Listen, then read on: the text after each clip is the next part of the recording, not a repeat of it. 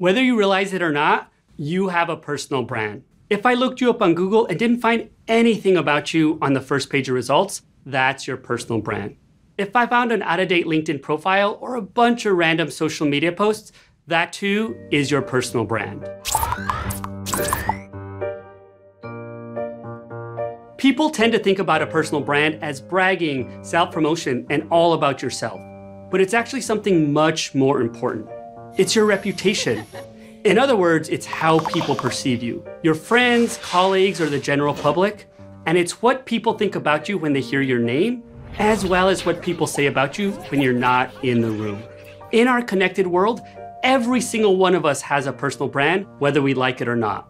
This is because whenever we engage with people both in person and online, that's every interaction or everything we post, upload, or comment on, we're creating a reputational narrative about ourselves. Your reputation is already out there. The question is, do you want to be the one who's driving and shaping this story, or do you want chance or algorithms to be doing it for you? I think most people would agree that they want to take control. And what this means is we need to make some very intentional decisions so our brand stays in our hands. Let me walk you through 5 key steps to building a strong personal brand in a way that feels good. First, you need to figure out what your goal is. Let's start by answering a foundational question.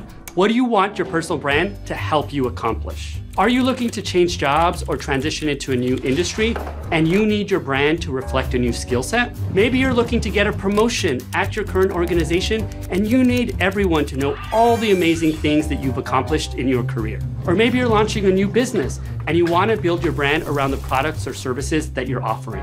Whatever your goal is, write it down and make it specific so that you're working towards a clear outcome. Next, you'll want to get clear on what you want to be known for. In other words, how do you want people to describe you as a professional? Start by answering the question, so what do you do? And I'm not just talking about your job title. Are you a teacher who focuses on social and emotional learning? Or maybe you're a project manager who is reliable and always gets things done on time.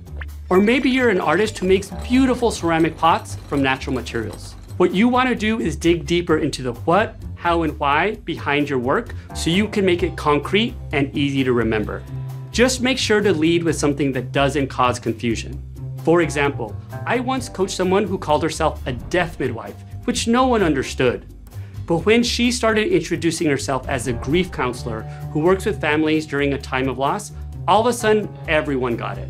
If you're stumped, think about how you can stand out from the crowd in your industry. What are the things that make you unique? Are there specific talents and expertise that you've acquired in your career?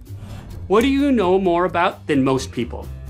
Sit down and make a list, and you might start to surprise yourself about all the things you know. Now, let's think about the audience you want to share your personal brand with. The reality is, your personal brand is not about you.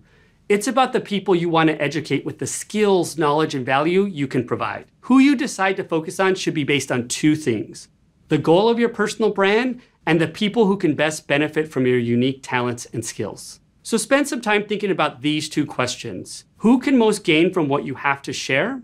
And how exactly can you see yourself helping them? Here's where it all starts to come together. Let's pull all your answers into a single mission statement that describes who you are, what you do, who you do it for, and the transformation you can create in people's lives. Let's take the example of the teacher. My name is Alma, and I'm a 3rd grade teacher who specializes in social and emotional learning. I work with students to teach them the skills for fostering empathy and compassion so they can thrive and contribute to a more caring world. Let's take the project manager. My name is Jennifer, and I'm a project manager for a sustainable fashion company. I work with teams across different departments to plan, organize, and direct innovative marketing campaigns that engage customers while also increasing brand loyalty. Mission statements are going to look wildly different depending on who you are in your career. But whatever your mission statement is, write it down and put it somewhere prominent. You can use it to make decisions about how you speak about yourself when you first meet someone to the communities you want to share it with. Let's start building your personal brand online. There are 2 key personal branding assets you should think about developing: a personal website and social media. What's so important about a personal website is that it allows you to take full control over your online reputation.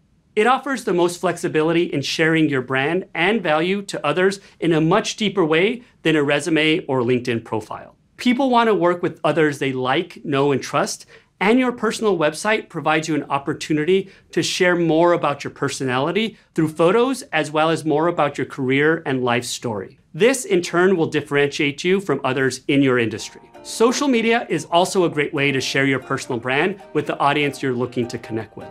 However, I suggest trying not to be on every platform. Pick one that aligns with your goals, as well as where your audience spends most of its time.